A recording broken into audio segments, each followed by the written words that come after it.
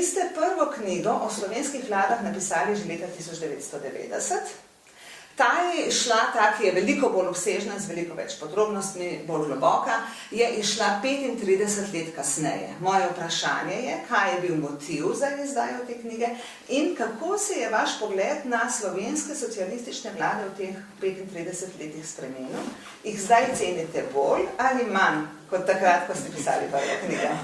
Kot je bilo že omenjeno, jaz sem nekaj tam na začetku 90-ih, nekaj mesecev pred prvimi demokratičnimi volitvami, oziroma mogoče takoj po novem letu, leta 90, ko je bilo že jasno, da bodo volitve v aprilu, kot novinar Večera takrat predlagal uredništvu, da bi naredili en podlistek, feljton v Večeru, kjer bi naredili, glede na to, da se pač očitno to obdobje socializma v Sloveniji končuje, en pregled na tem, kako so te slovenske vlade, socialistične vlade, kako je sploh izvršna oblast v Sloveniji funkcionirala teh minulih 45 let.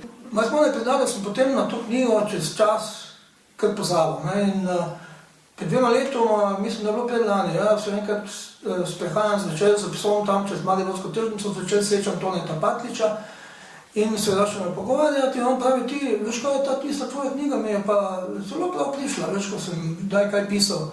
Rekel, ja, katera moja knjiga? Rekel, ja, tista, ko si jo tam v vladah, pa to imam je še doma eno.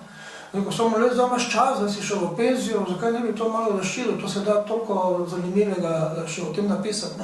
Potem sem pa dobil neko drugo spodbudo, glede na to, da vemo, kakšen imamo mi Slovenci odnos do te naše bližnje preteklosti. Mislim, da imamo še vedno strašno velik problem do te lastne preteklosti imeti nek pošten odnos. In se mi zdelo mogoče, pa ne bi bilo slabo, da dejansko se tega lotim. Na koncu sem tudi vedel, da imam na voljo veliko več virov kot takrat.